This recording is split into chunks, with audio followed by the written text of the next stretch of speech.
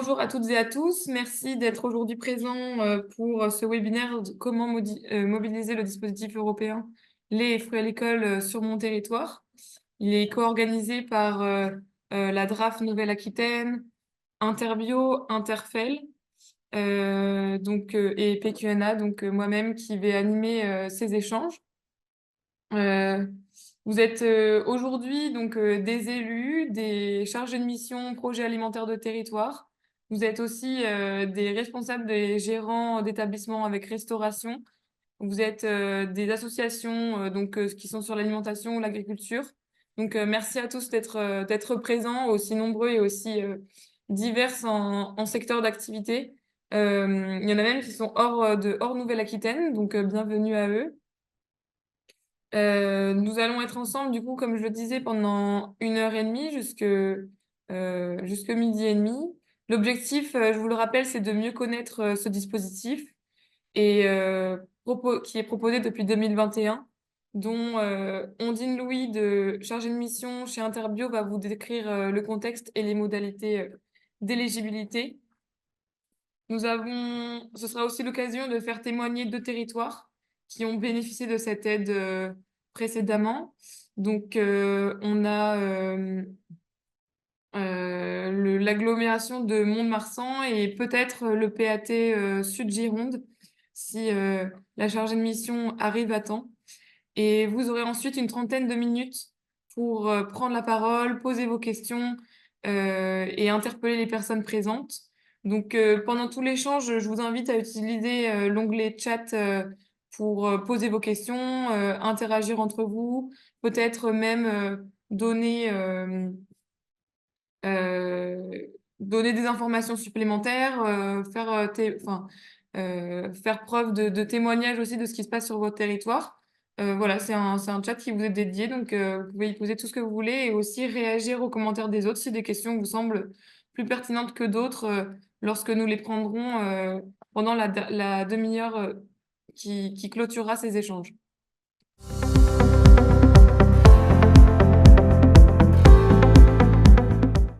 Donc, merci à tous d'être là. Je vais laisser la parole à Hugues Cruz, chargé de mission à la DRAF Nouvelle-Aquitaine, pour introduire ce dispositif. Bonjour à tous, merci Maëwen pour ton introduction et merci à PQNA de nous accueillir pour ce café des PAT.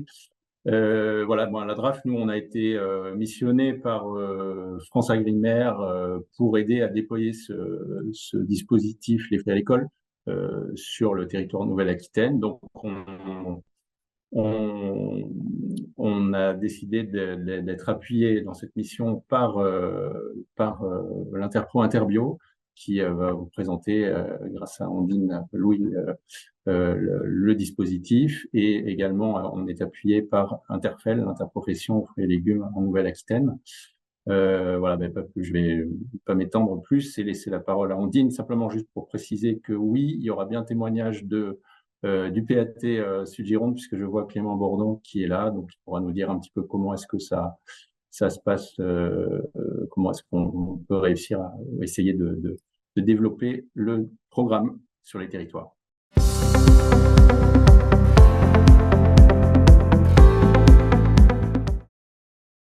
Bonjour à tous et merci à PQNA de l'invitation et de nous permettre de vous parler aujourd'hui de ce dispositif. Donc, le programme Les fruits à l'école, c'est une aide européenne qui est octroyée aux établissements scolaires. Donc, on parle bien d'élèves de la maternelle au lycée. L'idée, c'est de promouvoir des comportements alimentaires plus sains. Donc, c'est de permettre à ces élèves de consommer davantage de fruits, de légumes et de produits laitiers. Donc, il y a à la fois un enjeu de santé publique et à la fois un enjeu de connaissance des filières agricoles régionales et françaises et notamment des signes de qualité. Mais surtout, ce dispositif, aujourd'hui, il peut vous être utile parce que vous devez mettre des produits SICO dans vos menus. Vous savez, il y a la loi Egalim qui demande 50% de produits durables et de qualité. Et ce dispositif, il peut vous permettre de limiter le surcoût des produits SICO que vous servez le midi, en tout cas de certains produits SICO. Alors, l'aide, les fruits à l'école, le programme se divise en 3 étapes. Il y a d'abord la demande d'agrément. Donc, cette demande d'agrément, elle est annuelle. D'accord? Même si vous demandez l'aide depuis plusieurs années, vous devez faire cette demande tous les ans. Elle est obligatoire pour être éligible. C'est vraiment la porte d'entrée du dispositif. Ensuite, vous devez organiser des distributions de produits. Il y a 3 périodes de distribution. En fait, c'est 3 trimestres finalement. Le trimestre de rentrée scolaire, de septembre à décembre, le deuxième trimestre, de janvier à avril, et enfin le dernier trimestre de l'année scolaire, de avril à juillet. Vous verrez qu'il y a 7 forfaits qui sont disponibles et que le nombre de distributions, il n'y a pas de minimum de distribution, mais par contre, il est plafonné au nombre de jours de classe sur la période. Enfin, dernière étape, c'est la demande de paiement auprès de France Agrimaire. Et donc là, il y en a 3 maximum par année scolaire, puisque toujours pareil, ça se fait par période, donc par trimestre. Et cette demande de paiement, elle est à déposer dans les 3 mois qui suivent la fin de la période de distribution. Alors, déjà, vous expliquer qu'il y a 3 déclinaisons possibles dans ce programme et quels sont les bénéficiaires. Donc, il y a la déclinaison du matin à l'arrivée des élèves, et cette déclinaison, elle ne concerne en métropole que les collèges REP et REP+. Donc, c'est pas forcément le public privilégié aujourd'hui, mais j'ai quand même laissé cette mention-là parce que c'est quand même toujours intéressant de savoir que pour les collèges, il y a cette possibilité. Ensuite, il y a le repas du midi, et donc là, ça concerne tous les élèves de la maternelle à la terminale. Et puis, le temps du goûter, donc à la fin du temps scolaire, s'il y a certaines communes ou même certains collèges ou lycées, que sais-je, qui distribuent des produits à la fin du temps scolaire, ça peut aussi être subventionné. Et là, c'est pour tous les élèves. Si on est sur les déclinaisons du matin ou du goûter, on peut mettre soit des produits conventionnels, soit des produits sous signe de qualité. Les deux sont possibles. Il faut choisir l'un des deux, mais les deux sont possibles. En revanche, le midi, vous ne pouvez proposer que des produits sous signe de qualité. Et donc, là, vous verrez, vous voyez, je vous ai mis des exemples. En fait, on voit qu'il y a majoritairement les produits bio qui sont éligibles. Et ensuite, il y a quelques produits sous signe de qualité pour ce qui est des fruits et légumes, et quelques produits sous signe de qualité pour les fromages, par exemple, toute la gamme des fromages AOP qui est assez diversifiée. Détail important, quand vous demandez cette aide financière, vous devez faire un choix, c'est-à-dire choisir soit de faire des distributions le midi, soit faire des distributions au goûter ou le matin. Vous pouvez faire un choix différent selon la période, donc selon le trimestre. Vous dire, sur la période de septembre à décembre, je démarre avec des distributions le midi, mais par contre, en janvier à avril, je vais tester les distributions au goûter, par exemple. Ça fait possible.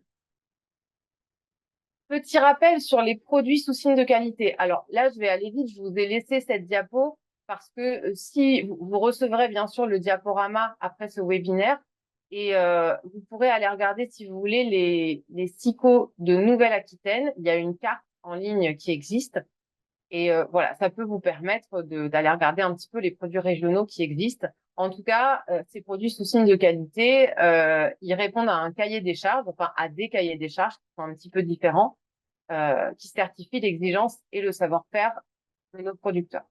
Donc voilà pourquoi ces SICO ont été choisis. Et pour rappel, c'est une aide européenne, et ces signes de qualité, ils sont européens. Petit détail, ne sont pas inclus des labels comme le HVE.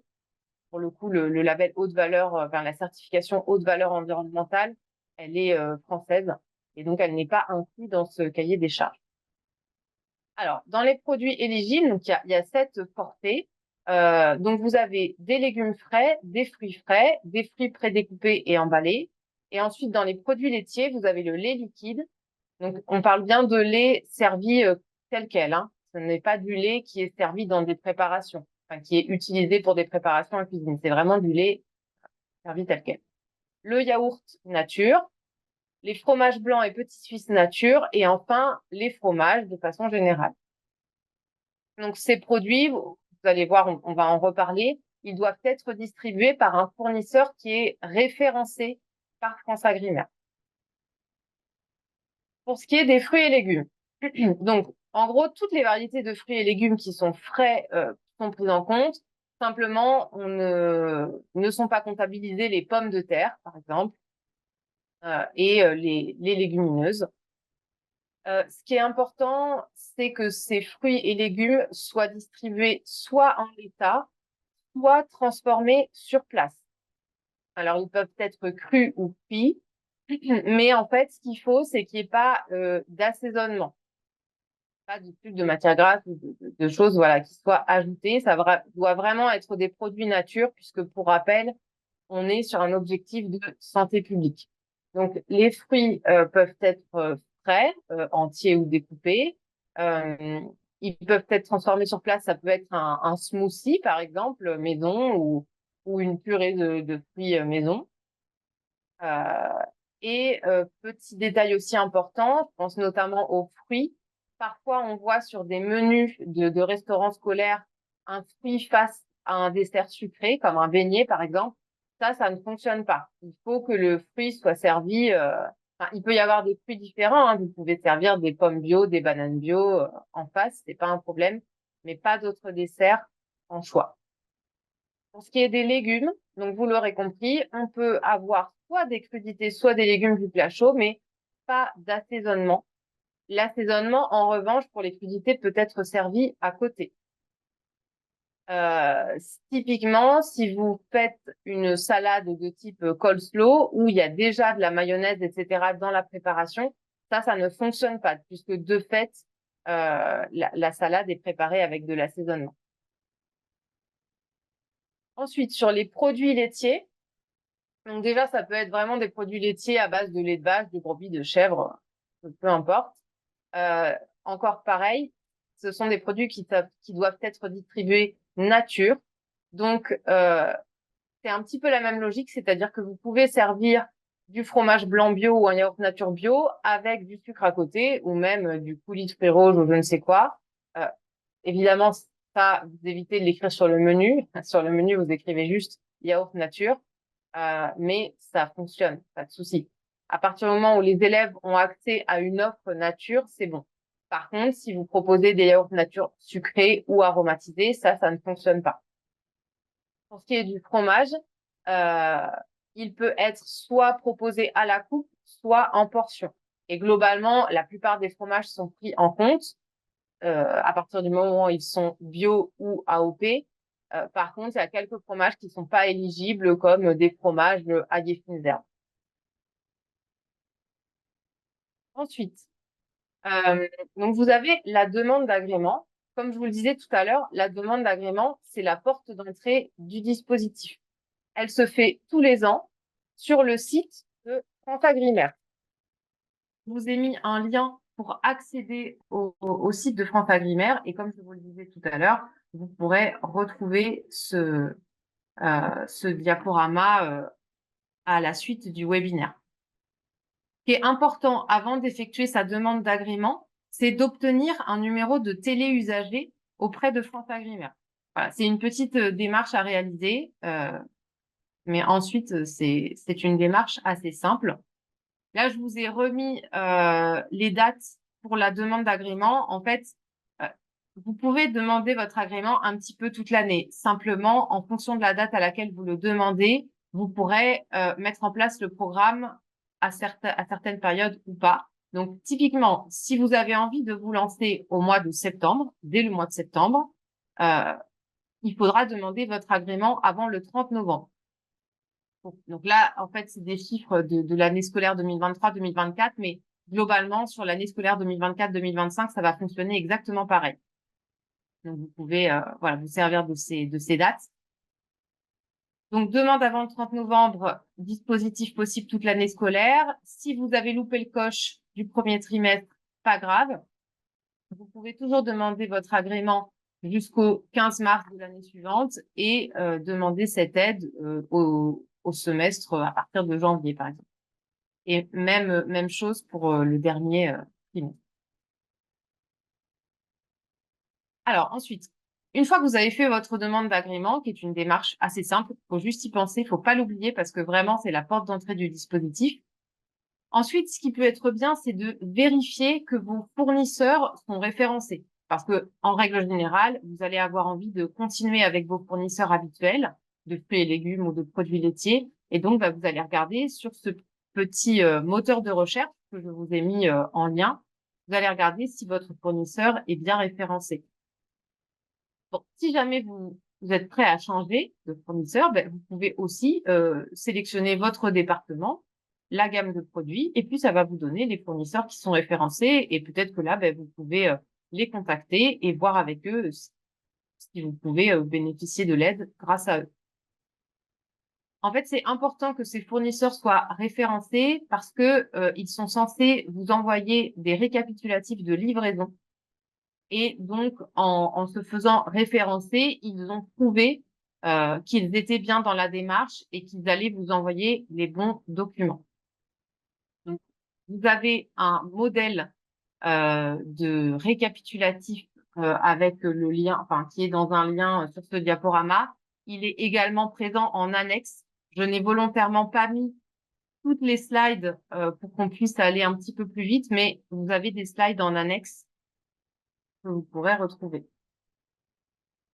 Donc voilà, vous pouvez aussi, si votre fournisseur n'est pas référencé, l'encourager à se faire référencer.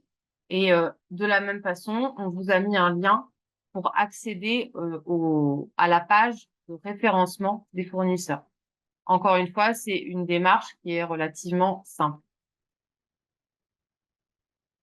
Donc, une fois qu'on a demandé son agrément, on a bien vérifié que ses fournisseurs étaient référencés, on peut se lancer et on organise des distributions.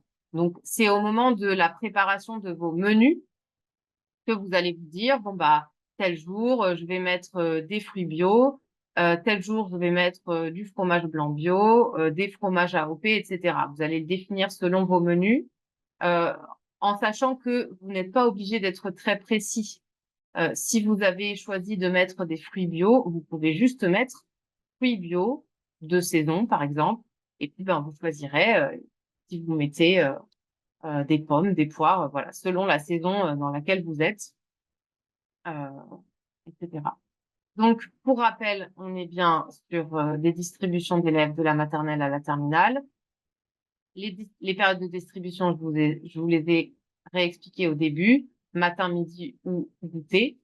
Et le nombre de distributions, donc, il est laissé libre. Et là, je vous ai mis un exemple du plafonnement de ces distributions. Donc, typiquement, sur la période de septembre à décembre 2022-2023, on pouvait réaliser jusqu'à 79 distributions de fruits et légumes. Et on peut réaliser également 79 distributions de produits laitiers. Ça, c'est des choses, en fait, qui sont calculées par France Agrimaire en fonction du nombre de jours de classe par période. Ça, c'est quelque chose qui est calculé automatiquement. Alors, je vous ai remis ici les fameux forfaits, donc les fameuses catégories de produits que je vous ai montré tout à l'heure, avec un petit détail supplémentaire, c'est la portion. Ici, vous avez des portions recommandées. Selon l'âge de vos convives, ces portions vont peut-être être un peu importantes. Si vous avez des maternelles, par exemple. Si vous avez des lycéens, au contraire, ça va presque être un peu sous-estimé. Bon, c'est pas grave. Ce sont des portions recommandées. C'est pas gênant, en fait, si vous distribuez un petit peu plus ou un petit peu moins. Ce qu'il faut savoir, en fait, c'est que le calcul de l'aide financière va être réalisé selon ces portions. Donc, typiquement, si vous voulez toucher le taux plein de l'aide, il faudra proposer des yaourts nature de 125 grammes. En revanche, si vous proposez des yaourts nature de 100 grammes, je sais qu'il y a certaines collectivités qui le font de plus en plus, eh bien, vous toucherez simplement un tout petit peu moins d'aide, mais ça fonctionnera aussi. L'idée, évidemment, c'est pas d'aller vers du gaspillage alimentaire, etc. Donc, si vos portions sont plus petites, pas de souci. Je vous expliquerai tout à l'heure comment on peut faire varier cette portion. Par contre, important, vous ne toucherez pas plus d'aide si vous avez une portion plus importante. Exemple, si vos 60 grammes de fromage blanc, ben, en fait, c'est vraiment sous-estimé, vos élèves en mangent 100 grammes, ben, c'est très bien pour eux, mais vous ne toucherez pas plus d'aide. Voilà, vous resterez plafonné à ces 60 grammes. Donc, quand on fait ces distributions, il faut en apporter une preuve à FranceAgriMer. Plusieurs possibilités pour prouver les distributions. Alors, soit on le fait le matin ou au goûter, et dans ces cas-là, en fait, il y a un petit document où vous notez à quelle date vous avez fait des distributions, de quels fruits, etc. Est-ce que c'était des fruits bio ou pas. Bon. Et si c'est le midi, en fait, c'est simple, c'est votre outil que vous utilisez au quotidien, à savoir vos menus, auquel il faut ajouter une petite mention. En fait, vous avez plusieurs possibilités. Vous pouvez ajouter les logos du programme qui sont illustrés sur cette slide, mais vous pouvez aussi mettre simplement un petit astérisque et dire que c'est l'aide Union européenne à destination des écoles. Voilà, en fait, il y a plusieurs possibilités de faire. Ce qui est vraiment important, c'est que ces mentions soient bien affichées, qu'elles ne soient pas écrites à la main. Voilà, ça c'est vraiment très important. Alors, c'est un petit truc à faire en plus, c'est vrai, mais honnêtement, si vous ne le faites pas, vous ne toucherez rien du tout. Ça fait vraiment partie des justificatifs obligatoires. Ensuite, autre petit détail, vous êtes censé informer vos convives du fait que vous leur distribuez des produits dans le cadre d'un programme européen. Alors, vous pouvez très bien avoir des petits éléments de communication dans votre restaurant scolaire, sur votre self, si vous avez un self, etc. Mais surtout, il faut qu'il y ait une affiche à l'entrée de l'établissement. Ça, c'est vraiment un détail, mais c'est une obligation de FranceAgriMer. Ça permet aussi, par exemple, aux parents qui viennent chercher leur enfant à l'école de voir que vous êtes engagé dans ce programme. Donc, il y a des modèles d'affiches, hein, pareil. Encore une fois, on vous a mis des liens. Vous pourrez aller regarder tout ça sur le site de FranceAgriMer. Auparavant, puisque ce programme existe effectivement depuis plusieurs années, il y avait une mesure éducative à mettre en place.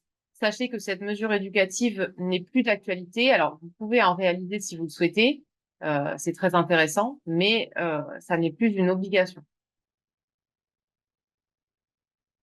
Donc voilà, vous avez fait votre demande d'agrément, vérifié que vos fournisseurs étaient référencés, organisé vos distributions de produits et maintenant, il faut passer à la partie qui est pas la plus sympa, je vous l'accorde, mais il faut en passer par là, c'est la demande de paiement. Donc, petite partie administrative.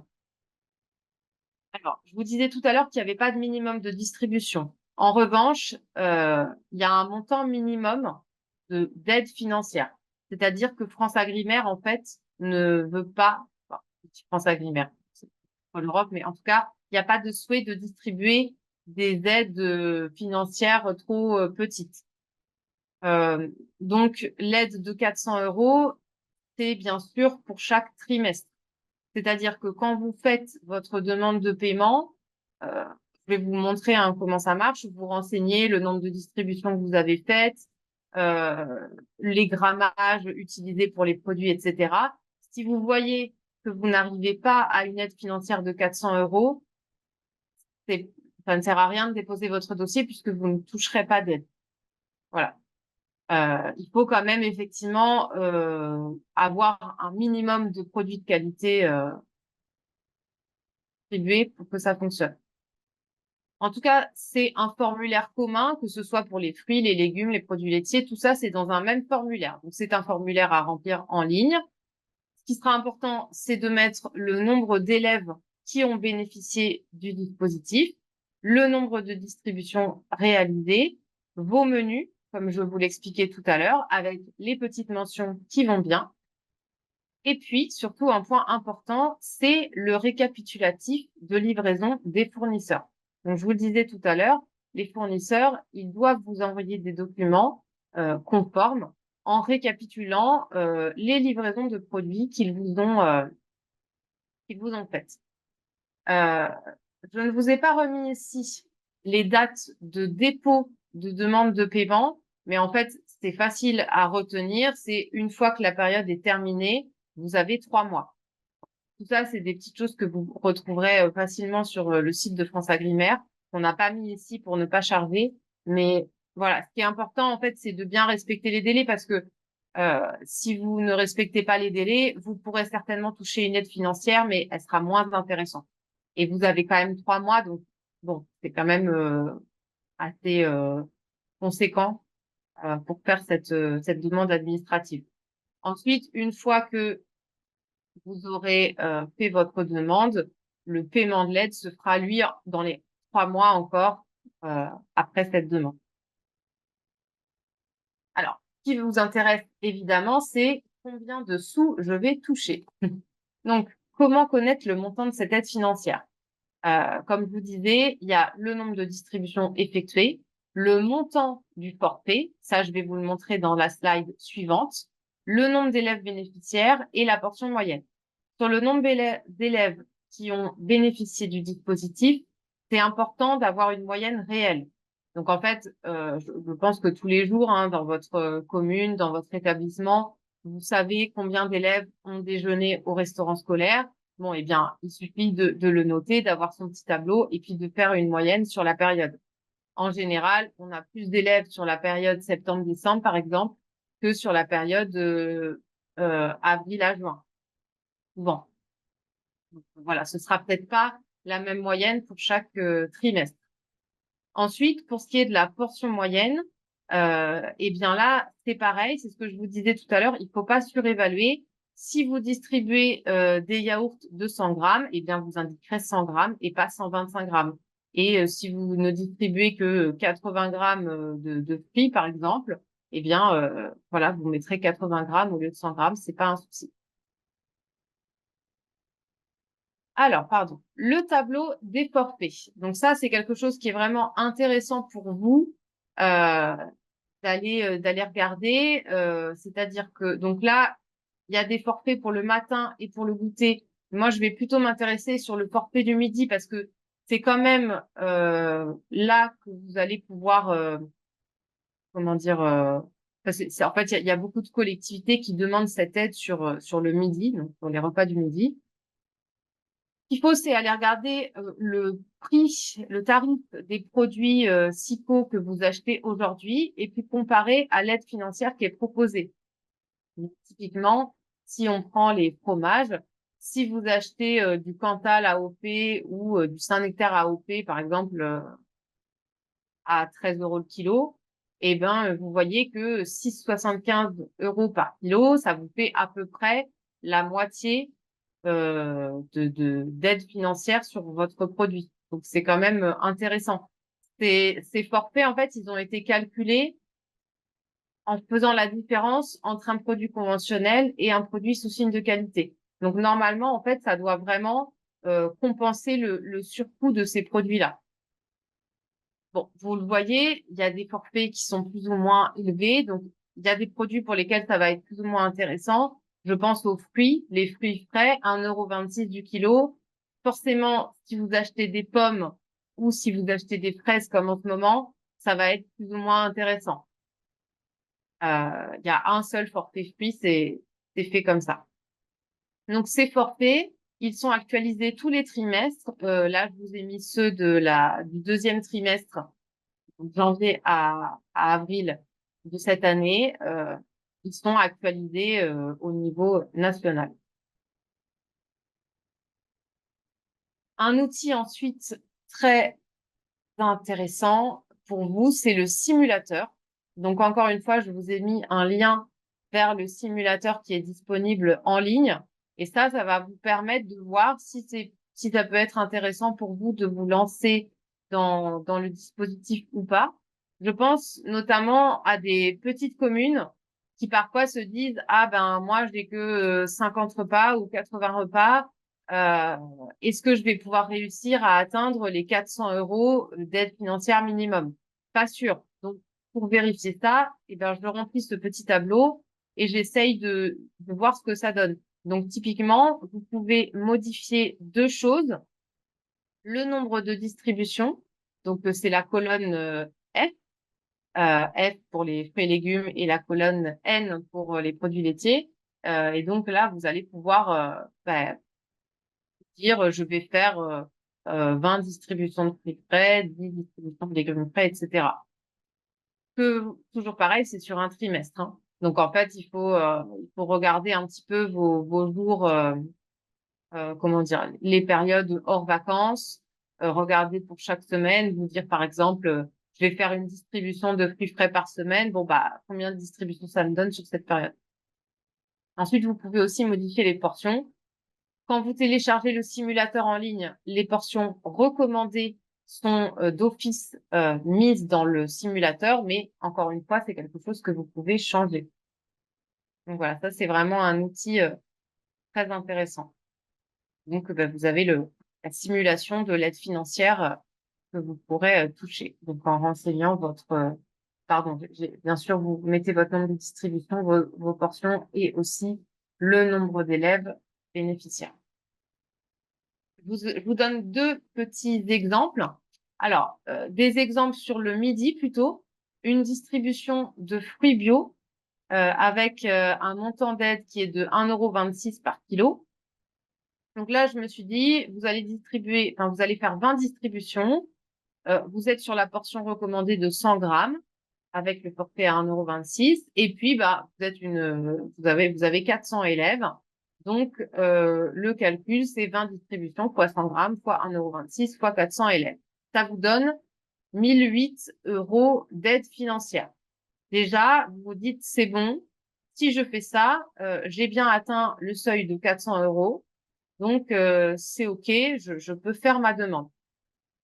Petit détail, le récapitulatif de vos commandes de fruits doit faire apparaître au minimum 800 kg de fruits bio. Puisque si on prend 20 distributions fois 100 grammes de fruits fois 400 élèves, ça fait 800 kg. Donc, ça veut dire que il faut bien faire attention quand le fournisseur, pardon, vous envoie ces récapitulatifs. Regardez bien la quantité de produits qui est écrite à la fin. Si on prend le même exemple avec ces fruits bio, avec ces 20 distributions, avec seulement 150 élèves, cette fois, le montant de l'aide sera de 378 €. Donc là, si vous ne faites la demande que sur des fruits, ça ne sera pas valable puisque vous n'atteignez pas les 400 €. Donc, ce qui peut être fait, c'est que vous faites aussi des distributions de produits laitiers, par exemple. Et dans ces cas-là, vous allez demander aussi une aide financière sur les produits. Donc, vous allez forcément monter au-dessus des 400 €. Autre exemple avec des fromages AOP. Donc, c'est exactement le même principe. C'est-à-dire, là, je suis partie sur 20 distributions de 30 grammes de fromage AOP avec un forfait à 6,75 € pour 200 élèves. Et là, si je calcule le montant de l'aide, ça me fait 810 €. Toujours pareil, on est au-dessus des 400 €, c'est OK. Petit détail, vous deviez bien vérifier votre volume de produits achetés. Là, normalement, ça devrait faire 120 kg de fromage. Alors, si c'est plus, si jamais vous avez commandé 150 kg de fromage, pas de souci. Comme je vous dis, c'est toujours la portion de 30 grammes qui sera prise en compte, pas plus, mais voilà, c'est bon. Par contre, imaginons, vous reprenez votre total des bons de livraison et vous réalisez qu'en fait, vous n'avez pas commandé 120 kg de fromage sur cette période, vous en avez commandé seulement 100. Et pourtant, le nombre de 200 élèves que j'ai indiqué juste au-dessus, c'est bien une moyenne réelle, vous ne l'avez pas surestimé. Donc, ce qui est possible, c'est qu'il y ait des élèves qui n'aient pas consommé de fromage. Ou alors, ce qui est possible aussi, si vous mettez du fromage à la coupe, peut-être que vos agents ont fait parfois des portions un peu plus petites et qu'en fait, on n'était pas vraiment sur 30 grammes. C'est pas grave, en fait. L'important, c'est de rectifier le tir dans sa demande de paiement. Donc, typiquement, là, si on fait un petit calcul, si vous avez consommé 100 kilos de fromage, on est plutôt à 25 grammes par personne pour 200 élèves. Donc, ce que vous allez faire, c'est que dans votre demande de paiement, vous allez actualiser cette portion fromage pour mettre 25 grammes au lieu de 30 grammes. Et ça passera, il n'y aura pas de souci. Donc voilà, c'était 2 exemples que je voulais vous montrer. On pourrait en faire plein d'autres si on voulait, mais ça, vous pourrez le faire avec le simulateur, parce que vous aurez accès à l'outil en ligne.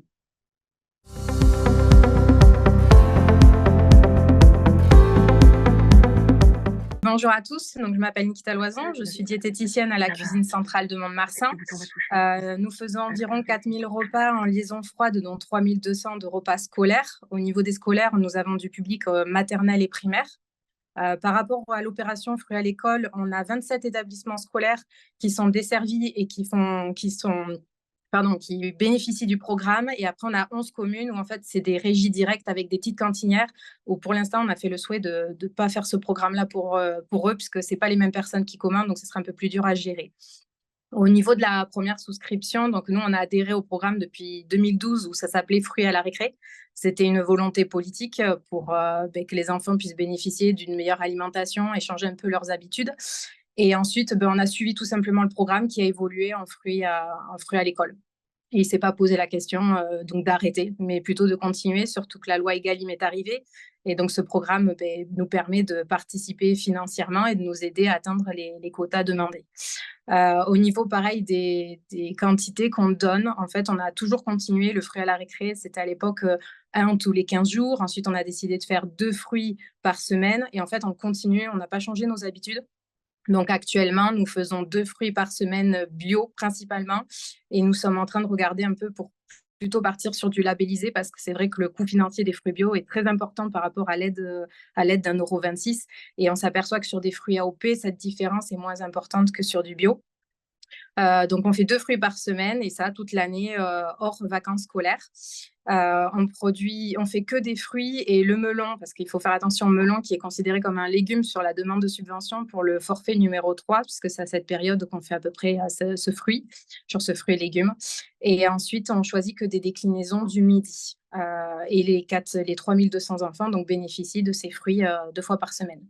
Et après, on demande tout ce qui a été présenté avant, le récap du fournisseur pour pouvoir faire la déclaration.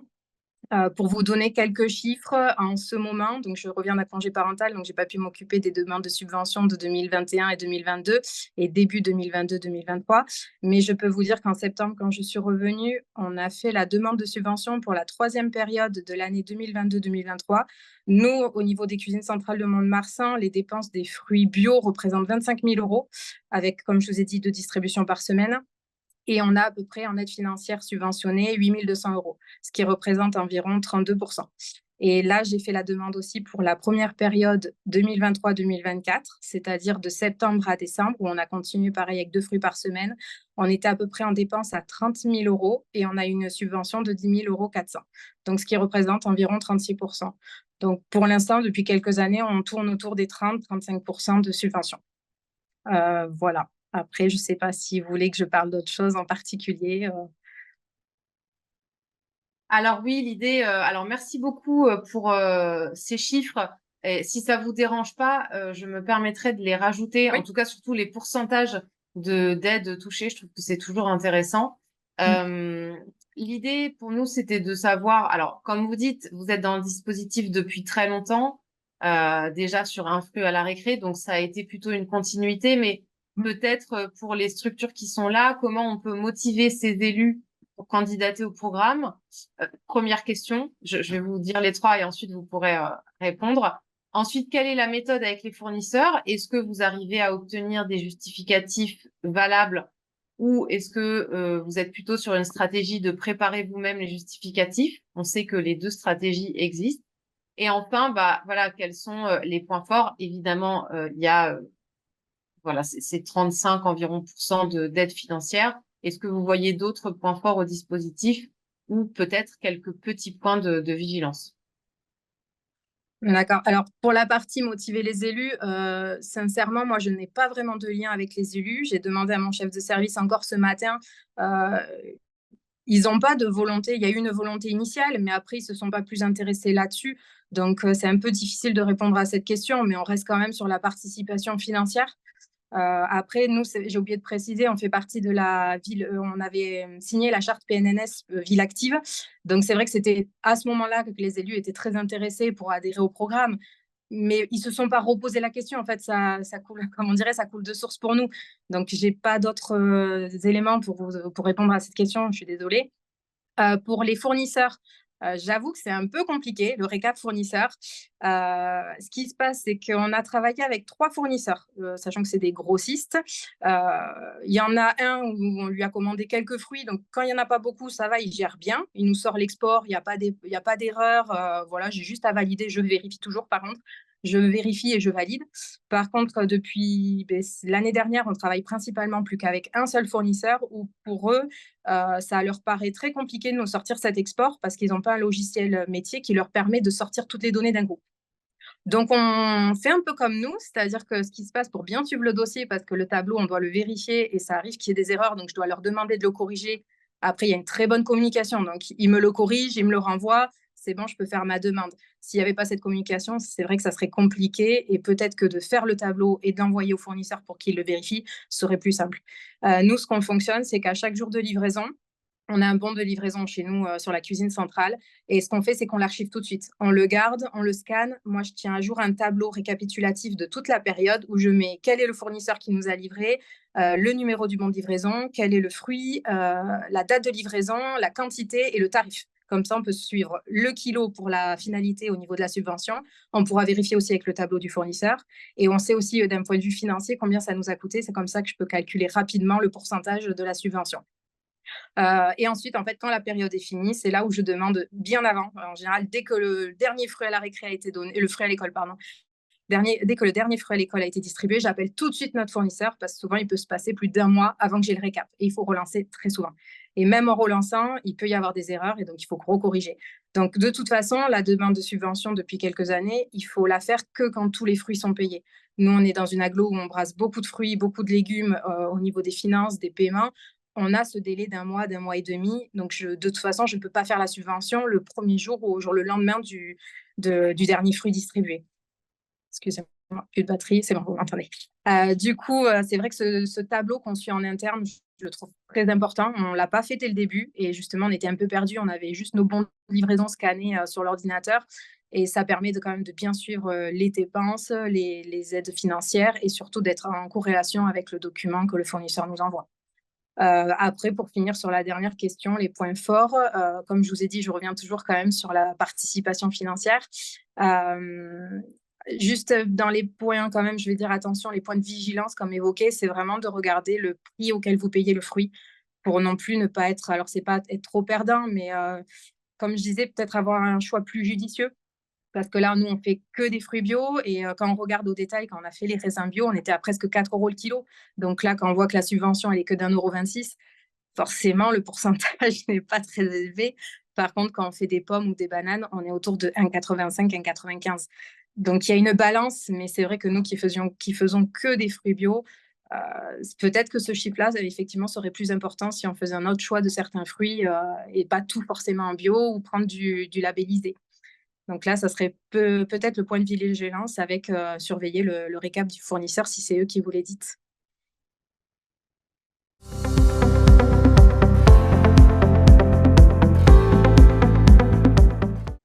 Oui, merci d'ailleurs Nikita d'abord pour ce témoignage. Alors du coup, effectivement, on a bien Milena, je ne sais pas si tu peux prendre la parole.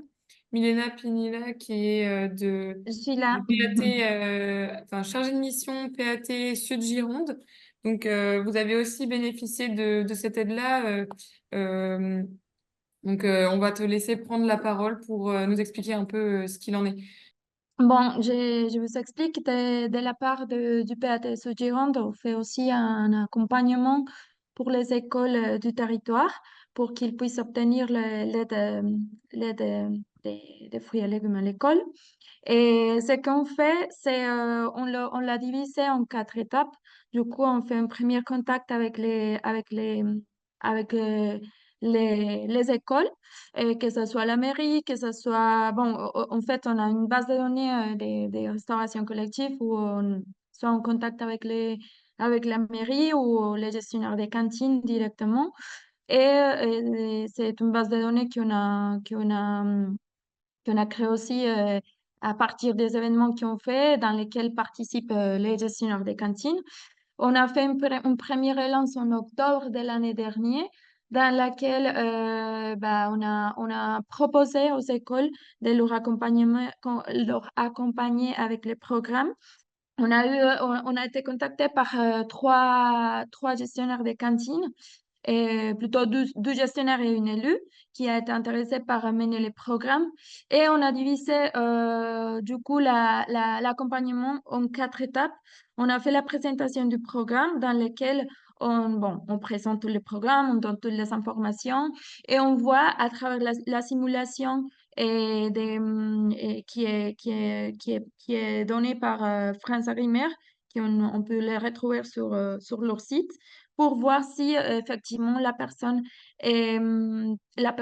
l'école peut bénéficier de cette subvention. Parce que on ne sait pas si c'est déjà dit, mais bon, le plafond, il est de minimum 400 euros d'achat.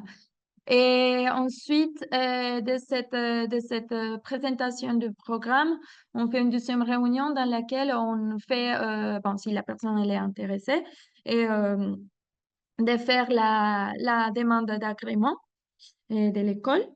Et on fait cette demande. Et la troisième partie, c'est la mise en place du programme. On leur explique tout ce qu'il faut mettre en place en physique dans la cantine. Bien un produit subventionné par France Agrimer. Ensuite, la quatrième, la quatrième rencontre, c'est faire la demande de l'aide. Et voilà, c'est un peu ça par rapport aux écoles qu'on a actuellement. Du coup, il y a Toulaine qui participe ou qui fait cette demande de l'aide. Ça fait déjà pas mal, ça fait déjà 3 ans. Il a été accompagné depuis le début de la première animatrice du PAT. Et c'est une personne qui a déjà pris l'habitude de faire la demande de l'aide et qui pour lui, c'est beaucoup plus simple qu'au début de faire cette demande. C'est beaucoup plus gérable. Et la deuxième personne, du coup, Barsac. Et Barsac, on a fait l'accompagnement jusqu'au moment jusqu'à la demande d'aide, qu'il a décidé de le faire lui tout seul. On n'a pas fait la demande ensemble et elle a été rejetée. Et les raisons que j'ai vues d'après les documents qu'il m'a envoyés, c'est que sur le menu, on n'a pas mis les logos qu'il faut ou les informations qu'il faut pour déclarer bien que c'était un produit subventionné par France Agrimer. Et voilà, avec eux, on va faire encore une autre réunion pour voir si on peut faire une deuxième demande. Et il y a un autre école qui est Saint-Pierre-les-Monts, qui, ils se sont agréés, mais du coup, on a prévu de faire la demande de l'aide pour la troisième période et pour la deuxième période scolaire. Et, et qui me manque, Barsac. Ah oui, bon, le suivant, c'est l'Aréole, mais ils ont changé leur cuisinier. Et du coup, ils n'ont pas le temps pour continuer sur cette démarche. Voilà, c'est un peu ça. Et ce qu'on fait, c'est comme un petit peu la mise à jour des écoles qui ont fait la demande ou qui qui sont en train de faire la demande de l'aide sur le territoire sud-Gironde. Merci. Je me permets de rebondir à ce que vous venez de dire par rapport à cette commune qui a demandé l'aide et qui en fait s'est fait retoquer parce qu'il n'y avait pas les bonnes mentions sur les menus, etc. Alors effectivement, ça arrive. Le message qu'il faut faire passer aux communes globalement, c'est que il faut pas se décourager, notamment la première année. Alors la première demande, mais même je dirais la deuxième et la troisième demande, parce que même si on essaye de faire tout bien, il peut y avoir des petites choses qui passent pas. Et en général, ce que disent les bénéficiaires, c'est que c'est au bout d'une année qu'ils sont bien rodés et qu'ils arrivent à toucher le montant de l'aide qu'ils ont vraiment demandé. Alors, il y en a qui sont très rigoureux et qui, dès le départ, arrivent à toucher l'aide financière à taux plein. Donc, ceux-là sont très doués, mais quand même, globalement, le message, c'est de ne pas se décourager et aussi de ne pas hésiter à poser des questions à France Agrimaire. Je vous remettrai tout à l'heure à la fin du diaporama, il y a les contacts de France Agrimaire. Il faut savoir que pendant que vous mettez en place le programme, si vous avez la moindre question, ils sont à votre disposition pour répondre aux questions. Et aussi, si justement vous recevez le retour de votre demande de paiement et qu'il y a des choses qui ne vont pas, ils vont peut-être pas vous expliquer tout qui ne va pas tout de suite, mais vous pouvez leur réécrire en disant, écoutez, je comprends pas, j'ai essayé de faire tout ce qu'il fallait et pourtant je ne touche pas l'aide. Expliquez-moi ce qui ne va pas. Et dans ces cas-là, ils vous répondront bien évidemment. Oui, ok. Merci en tout cas pour ces deux témoignages. Peut-être juste avant de prendre les questions, je me permets d'ajouter, de faire quelques petits ajouts d'astuces qu'on a eu de la part d'autres collectivités qu'on a fait témoigner par ailleurs.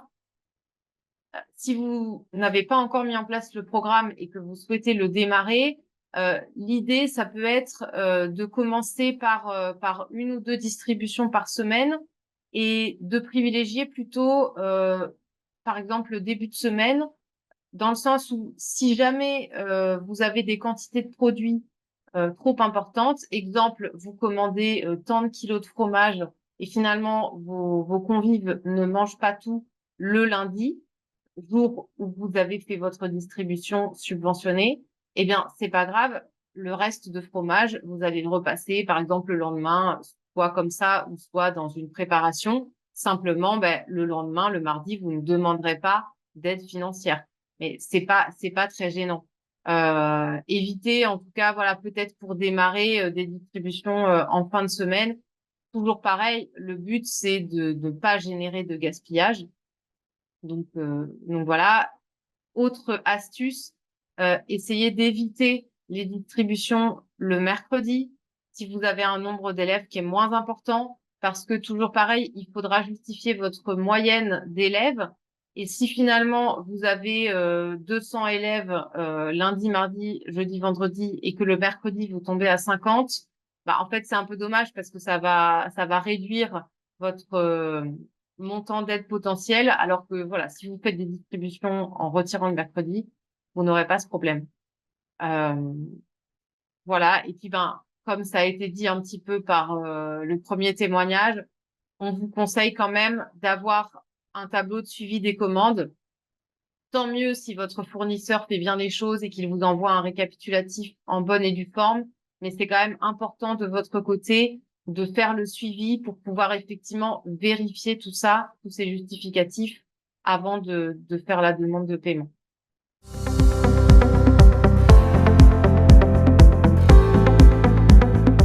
Et merci à ces deux témoignages et Ondine pour les compléments. Je vous invite, ceux qui sont connectés, si vous avez des questions, n'hésitez pas. J'ai vu que d'autres avaient été posées dans le chat et Hugues y a répondu. Peut-être qu'on peut aussi les dire à l'oral parce que le replay ne prend pas le chat.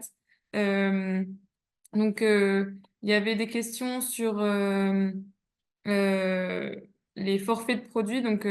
Si les récapitulatifs doivent être par forfait de produits ou un seul récapitulatif de tous les produits peut fonctionner si nous avons un seul fournisseur. Donc, la réponse de Hugues, le récapitulatif, pardon, doit trier le produit par forfait, puis par date de livraison et faire des sous-totaux par forfait. Donc peut-être que je sais pas si Ondine, tu veux compléter? Alors, en général, vous allez avoir des fournisseurs différents entre les fruits et légumes et les produits laitiers, même si, si on prend l'exemple de nos plateformes bio, telles que Manger Bio Sud-Ouest ou Mangeons Bio Ensemble, etc., elles sont capables de vous fournir différents types de produits bio. Donc, elles peuvent vous faire un récapitulatif global avec des fruits, des légumes, des produits laitiers, etc. Mais souvent, vous allez quand même avoir des fournisseurs différents. Donc, typiquement, un grossiste fruits et légumes peut vous faire un seul récapitulatif avec les différents types de produits. Donc, ça peut être un même document, mais par contre, ben, il y aura les différentes lignes. Et puis, ben, comme on vous l'indique ici, la dénomination du produit, le signe de qualité, le numéro de forfait. Donc là, vous voyez qu'il y a des forfaits différents. Alors, c'est un document qui est un petit peu ancien, donc c'est peut-être pas les bons numéros de forfait, mais enfin, vous voyez qu'on peut mettre des forfaits différents sur un même document. Et puis, la date de livraison et enfin la référence, soit du bordereau de livraison, soit de la facture. Encore une fois, vous avez cet exemple-là qui est dans le diaporama qu'on va vous transmettre, mais vous avez aussi la fameuse annexe qui est disponible et qui récapitule ces éléments-là. Et c'est toujours sur les forfaits, il y a une question sur si les forfaits sont calculés sur les cotations du réseau des nouvelles des marchés, le RNM. Et, euh, et donc, la réponse de Hugues était dans le chat, cours observé sur une sélection des principaux marchés de gros de France et établi par le RNM. Euh, alors, Ouais, il y a alors, oui. oui, d'après là aussi le guide de François Grimer, hein, le prix moyen d'un produit intègre une sélection de cotation RNM pour être représentatif d'une certaine diversité sur le produit consommé en France en termes de provenance, France, UE, pays tiers, et des caractéristiques. Voilà, plus précisément, là aussi, c'est dans vous trouverez ça sur le site François Grimer dans la décision réglementaire qui est en bas du site, en fait. Toutes les références réglementaires, vous les trouvez. Et donc, ces forfaits sont bien évolutifs. C'est pour ça que vous aurez par période une fiche forfait qui sera disponible pour vérifier où est-ce qu'on en est. Astrid Joubert, c'était ta question. Est-ce que tu veux prendre la parole pour compléter ça? Oui, je veux bien. En fait, je ne suis pas certaine que Hugues pourra donner une réponse, mais je me permets de poser quand même la question. Quand on parle cotation des prix, RNM, on ne parle pas forcément rémunération des producteurs. Est-ce que dans cette cotation, C'est quoi le même mot? aujourd'hui, demain ou après-demain, il est prévu que ça soit raccord avec une stratégie de meilleure rémunération des producteurs? Parce qu'en fait, enfin, voilà, je me pose cette question-là. On essaie tous d'augmenter notre part de produits de qualité et surtout de rémunérer correctement l'offre locale. Quand on parle de cotation nationale, c'est pas toujours le cas. Voilà. Mais c'est un peu déconnecté du webinaire, je le conçois. Mais je me dis que si à l'échelle nationale en France, on peut faire remonter ce genre de choses, ça peut être bien. Voilà. Alors, Désolée pour la non, question mais merdique, comme d'hab. je me permets. Alors, c'est vrai, Hugues, tu m'arrêtes si je me trompe. Je suis pas sûre que ça fasse partie des remontées qu'on a ciblées jusqu'à présent. Alors, il va Euh, falloir me faire un petit résumé rapide parce qu'en fait, on a une coupure de son, nous, à la draft, et j'ai pas entendu ce qu'a dit Astrid. non, mais alors Non, ce que disait globalement, Astrid, grosso modo, oui, juste pour faire un résumé, c'est toujours la même histoire, c'est-à-dire que c'est bien d'avoir des dispositifs comme ça. On finance de la pro de qualité. Maintenant, est-ce que ce dispositif-là, au regard de la cotation RNM qui n'est pas toujours organisé pour rémunérer, ou en tout cas se poser la bonne question de la juste rémunération des producteurs, y compris sur un volet ultra local, etc. Mais là, on peut aller plus loin en le mettant en relation avec commande publique et comment favoriser la place des producteurs et des opérateurs locaux pour les rémunérer. Mais enfin, on a un dispositif qui permet de faire de la qualité sous le prisme d'un signe officiel. Mais du coup, est-ce que quand on se base sur des cours qui sont posés par le RNM, c'est réellement avantageux pour les collectivités et pour l'offre locale le plus possible, en fait. Pour te la faire simple. Mais bon, Andine a des éléments de réponse, en tout cas. J'ai pas forcément d'éléments de réponse, mais ce qui est certain, c'est que on a commencé à préparer, enfin la DRAF a préparé un courrier avec des recommandations au ministère sur ce dispositif. Et j'avoue que j'ai plus, comme il y a beaucoup de recommandations qui ont été faites, j'ai plus tout en tête. Et je sais plus si ce sujet a été abordé. Donc, si ça n'est pas le cas, je pense que ça peut être un Non, point. on l'a pas pris en compte encore, Ouais. cette thématique coût et évolution des forfaits. Et c'est vrai que c'est une remarque à prendre en compte. En étant évidemment pas, enfin pour ma part, pas très optimiste parce que déjà ce qu'on essaye de faire remonter, ce sont des choses simples et on sait que ça va être compliqué et qu'on va devoir batailler. Mais bon, après, on peut essayer de semer des petites graines et peut-être qu'un jour ça fonctionnera.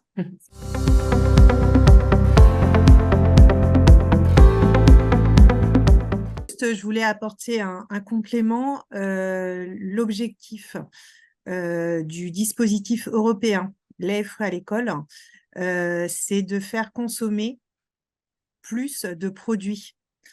C'est pas du, enfin, donc c'est un financement européen qui est pris sur des lignes santé publique et pas sur des lignes agricoles, donc en lien avec la rémunération des producteurs.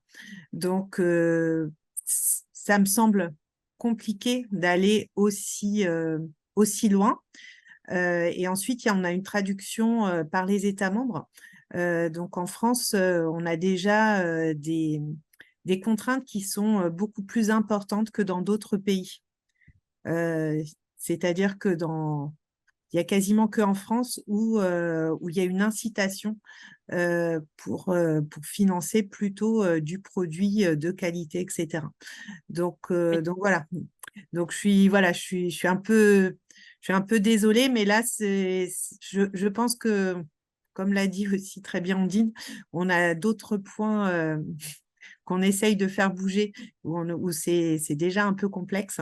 Je pense pas qu'on pourra aller jusqu'à ce stade-là, qui est pourtant un point qui est fondamental et on est d'accord là-dessus. Oui, je pense qu'on est tous d'accord. Après, peut-être qu'il faut que ça remonte aussi sur des structures nationales. Enfin, nous, on est membres de France Urbaine, etc. Il y a peut-être des choses qu'il faut qu'on aille pousser, nous, collectivités et pouvoirs publics, de manière différente, quoi. Mais voilà, je me permettais de poser la question parce que je n'avais pas forcément l'info. Mais je comprends le volet valorisation des produits frais, parce qu'on a déjà eu des débats sur ça, Céline. Donc, oui, oui, c'est logique, promotion et valorisation des produits frais bruts le plus possible. Donc, OK, merci. Merci Astrid. Je me permets de répondre. Je vois qu'il y a eu deux questions différentes dans le chat. Alors, une première qui concernait le nombre de distributions nécessaires. Par exemple, si on fait 2 distributions par semaine, moi, je vous encourage vraiment à utiliser le simulateur. Parce qu'en fait, en fonction de la période que vous allez choisir, en fonction de votre nombre d'élèves, en fonction du type de produit que vous utilisez, vous l'avez vu, par exemple, le fromage qui est à 6,75 € du kilo en aide financière, forcément, vous allez plus vite atteindre 400 € qu'avec des fruits. Donc, en fait, je peux pas vraiment vous donner de chiffres moyens. Moi, je vous encourage vraiment à utiliser le simulateur. J'ai fait pour ma part, je me suis amusée à regarder, par exemple, sur certains petits établissements, ce que ça pouvait donner en faisant justement tant de distribution de prix par semaine, tant de distribution de produits laitiers, etc. Mais je vous encourage vraiment à faire le même exercice. C'est ça qui sera le plus avantageux, le plus adapté. Et ensuite, il y avait une question sur les sociétés de restauration collective. Alors, il faut savoir que aujourd'hui, dans le programme tel qu'il est fait, rien n'empêche une commune ou un établissement en gestion concédée, donc en prestation avec un prestataire de restauration, de demander l'aide. Simplement, c'est la société de restauration qui doit être référencée et qui donc doit finalement fournir tous les justificatifs, etc. Et en général, du coup, si vous êtes avec une société de restauration, c'est aussi elle qui fait les menus. Donc, c'est elle qui doit mettre les mentions, etc. Bon, pour l'instant, il y a certainement des exemples qui existent. On n'en a pas encore beaucoup. Et je ne peux pas vous donner un bon exemple de commune qui fonctionne en gestion concédée et qui demande le programme. Euh, mais voilà, c'est possible, ça se tente. En tout cas, moi, je vous encourage à en discuter avec votre société de restauration, mais pour voir un petit peu, prendre la température. Voilà, c'est possible, mais on n'a pas encore beaucoup d'exemples.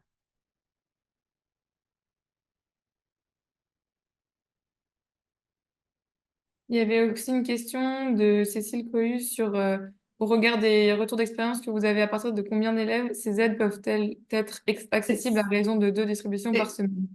C'est la question à laquelle j'ai répondu juste avant, en fait, en disant que il n'y a pas de, enfin, certes, on a des retours d'expérience, mais en fait, le mieux, c'est d'utiliser le simulateur. Et pareil, il y a une question dans la même veine après où effectivement, il y a 40 repas par jour, 4 jours par semaine. Oui, je vous cache pas que ça va certainement être compliqué. Faites la simulation quand même. Vous verrez ce que ça donne, voilà, selon les distributions que vous envisagez. Mais effectivement, oui, aujourd'hui, c'est pas forcément adapté aux toutes petites collectivités. Après, on peut peut-être, enfin, il est possible de se mettre à plusieurs communes pour demander cette aide. Encore une fois, on manque un petit peu d'exemples concrets de communes qui se seraient mises ensemble pour demander le dispositif. On en aura peut-être dans les prochaines semaines ou les prochains mois, parce qu'effectivement, bah oui, oui, je vous rejoins. Malheureusement, les toutes petites communes sont un petit peu mises à l'écart de ce dispositif européen.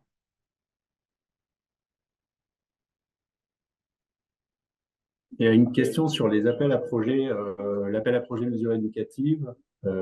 Effectivement, il y a eu deux phases dans cet appel à projet. Une première phase qui a vu 4 lauréats retenus et qui était à partir de septembre 2023 jusqu'à novembre-décembre. Et la deuxième phase qui était de décembre jusqu'à avril, où il y a eu deux appels à projet, lauréats retenus, voilà, au niveau national.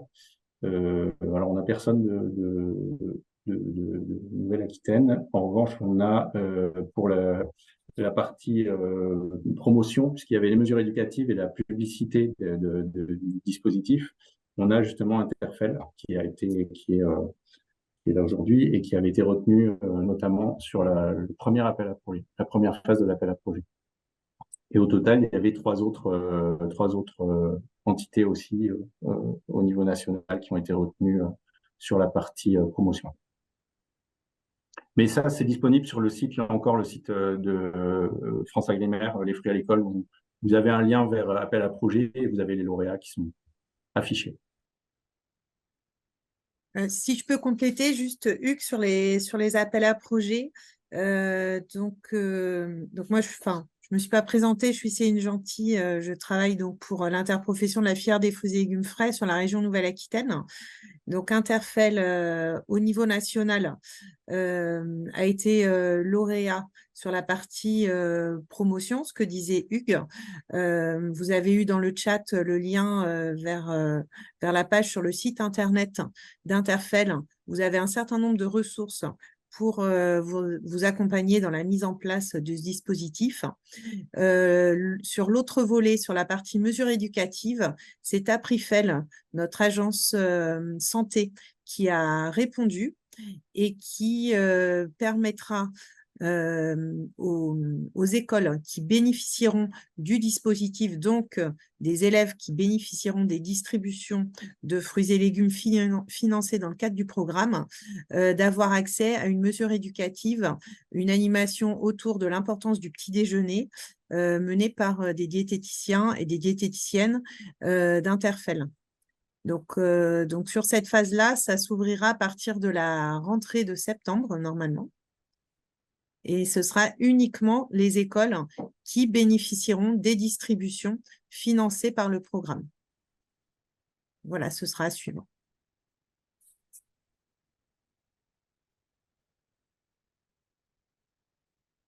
Merci à tous et toutes. Est-ce qu'il y a d'autres questions relatives à ce sujet-là?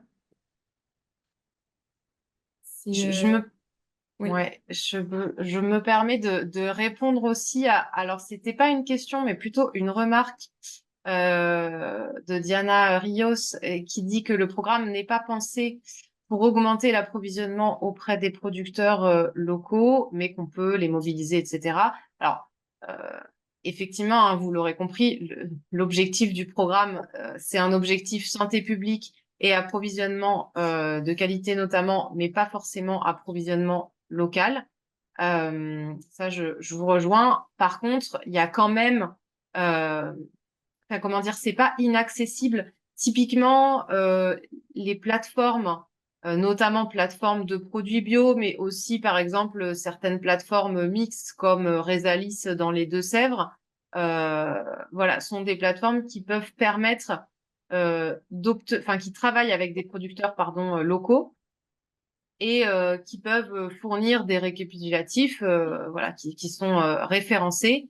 Et donc, ça peut permettre euh, d'aller chercher, par exemple, des pommes bio des Deux-Sèvres en passant par cette plateforme. Et donc, on va bien chercher un produit bio local.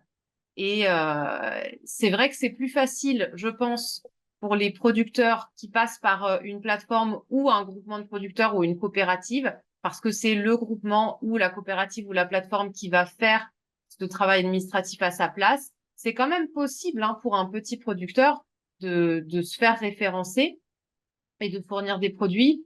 Ce qu'on voit souvent, c'est que alors, soit le producteur est motivé et puis bah, il va faire son récapitulatif. C'est pas quelque chose d'insurmontable. C'est juste un peu plus de temps administratif, mais c'est faisable. Après, il y a aussi des petites communes qui se disent, bah, moi, j'ai envie de travailler avec le producteur de pommes bio d'à côté. Et ben, c'est moi qui vais remplir le tableau. C'est moi qui vais faire le justificatif. Et en fait, à la fin, je vais simplement lui faire vérifier et signer et mettre son tampon. Et ça marche très bien aussi. Donc oui, ce dispositif n'est pas pensé pour l'approvisionnement local, mais c'est quand même possible d'aller chercher des producteurs locaux. Je pense aussi aux produits laitiers, où on a quand même en Nouvelle-Aquitaine une offre de produits bio locaux qui est importante.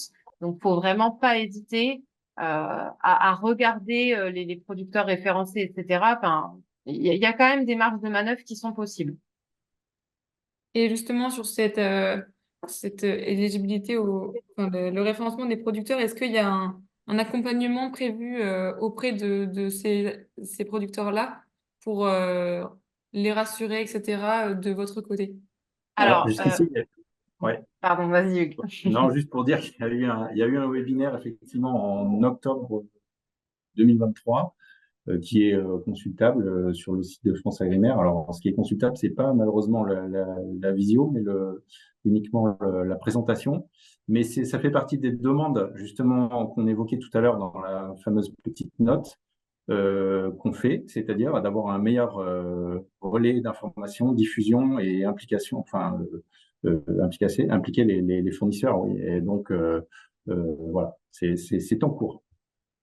Alors après, je compléterai Hugues en disant que aujourd'hui, effectivement, il n'y a pas forcément beaucoup de structures qui accompagnent les producteurs sur le sujet, mais comme je vous disais, je prends l'exemple de la plateforme Resalis, donc plateforme de distribution de produits pour la restauration collective dans les Deux-Sèvres. Ben, eux, typiquement, ils ont le projet de permettre à leurs producteurs de fournir des produits et d'être référencés et de les accompagner sur la partie référencement, gestion des récapitulatifs, etc. Donc ça, c'est un exemple de démarche qui va peut-être se mettre en place prochainement d'accompagnement des producteurs.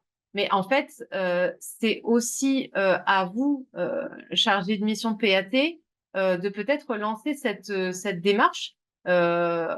L'objectif pour nous et pour Pays et Quartiers de Nouvelle-Aquitaine aujourd'hui, c'était de faire un webinaire à destination des PAT parce que ensuite vous pourrez essaimer cette démarche, vous pourrez vous aussi aller parler du programme parce que je pense que là, en 1 heure et demie, on a quand même bien brossé le sujet et vous êtes tout à fait capable maintenant d'aller en parler à vos communes d'aller échanger avec vos élus, etc. Vous aurez le diaporama, donc vous aurez un support. Et ensuite, voilà, c'était aussi à vous de faire peut-être des réunions. Alors, je vois qu'il y a une réponse qui dit c'est déjà fait. Il pense que c'est compliqué. À vous de voir peut-être, est-ce qu'il n'y a pas, s'il y a plusieurs producteurs qui sont motivés, est-ce qu'il n'y a pas une aide humaine qui peut être proposée par la collectivité en charge du PAT sur ce sujet-là? Ça peut être, enfin voilà, à vous de voir si chargé de mission PAT peut être mobilisé, je sais pas moi, tant d'heures par mois sur ce sujet France Agrimaire pour accompagner les producteurs. Je pense que ça peut faire partie de vos missions si c'est un projet qui intéresse votre collectivité. Ou se tourner vers d'autres qui ont réussi à le faire et du coup se mettre en réseau. Et c'est tout l'intérêt aussi de nos réseaux nationaux, de pouvoir vous mettre en lien les uns les autres pour vous faire partager aussi ce qui a fonctionné chez d'autres. Donc là, on a présenté effectivement 2 initiatives qui ont fonctionné, qui ont répondu aux appels à projets, à l'appel à projet et donc qui peuvent être contactés ultérieurement. Il y avait une question aussi de Céline Jardin du Grand Bergeracois. Pourquoi les fruits frais, découpés et emballés sont éligibles, mais pas les légumes? Moi, je n'ai pas cette réponse. Je ne sais pas si Hugues, tu l'as. Moi non plus. J'ai essayé de chercher un peu partout dans les documents de réglementaire, un cadre réglementaire, et non, il y a pas d'explication particulière. On peut relayer éventuellement la question, mais euh, je sais pas. Alors, j'en profite pour, vu qu'on est bientôt sur la fin de ce webinaire, pour quand même vous repartager justement la diapo de contact. Clairement, vous avez l'adresse mail programme-lfe@franceagrimaire.fr. N'hésitez pas sur cette question, par exemple, des fruits et des légumes 4e gamme, puisque j'ai compris qu'il s'agissait de ça. N'hésitez pas à poser la question, hein, France Agrimaire vous répondra. On va la poser de notre côté, parce que c'est vrai que on n'y pensait pas trop, étant donné qu'on est souvent sur du produit frais brut, mais la question est tout à fait légitime. Effectivement, on Donc, arrive à la fin de ce temps d'échange. Donc, s'il y a des dernières remarques, questions, n'hésitez pas à les poser, à lever la main si vous le sentez, de prendre la parole. Et sinon, on va clôturer. En tout cas, merci à toutes et tous d'avoir été présents. Merci à Ondine Louis d'avoir fait toute cette présentation. Et je vois Valérie qui veut prendre la parole. Donc, je te laisse. Oui, Valérie Gandré, donc du PETR Grand Libournais. En fait, j'ai une question parce que ça remonte vraiment du terrain. Sur mon territoire, j'ai pas mal de cantines effectivement qui travaillent avec des sociétés de restauration et c'est c'est un vrai frein en fait, hein.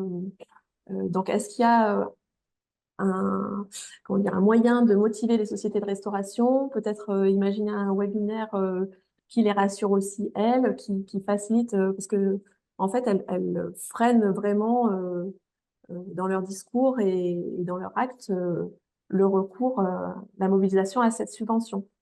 alors, je me permets, est-ce que je sais que typiquement, il y a certains territoires qui invitent des sociétés de restauration à participer à des webinaires, parce que il y a aussi eu beaucoup de webinaires d'information organisés par la société Nona. Ouais, Donc, tout à vous fait. avez sûrement dû, voilà. Donc, je sais qu'il y a des collectivités qui ont fait le choix d'inviter leurs prestataires à participer au webinaire et justement à poser des questions, etc. C'était pas des webinaires spécifiques, je vous l'accorde, mais c'était déjà une première porte d'entrée. Donc, je pense que ces webinaires, ils ont encore lieu. Donc, n'hésitez pas déjà à faire ce relais-là. Après, on prend note. C'est vrai que nous, par exemple, à Interbio, c'est une cible avec laquelle on a encore un petit peu de mal à travailler. Les sociétés de restauration collective, pas uniquement sur France Agrimaire, mais de façon générale. Donc, ça peut faire partie des sujets à travailler avec eux pour les prochains mois. Ça nous donne aussi du grain à moudre. Et j'entends bien qu'en fait, sur ces sociétés de restauration, il faudrait quelque chose de spécifique parce que voilà, c'est une démarche vraiment un petit peu particulière. On va faire remonter et voilà. Après, on pourra, enfin, voilà, si vraiment, pour l'instant, j'ai pas la solution miracle à vous apporter aujourd'hui, mais c'est vraiment un sujet qu'on va essayer de travailler. Merci beaucoup.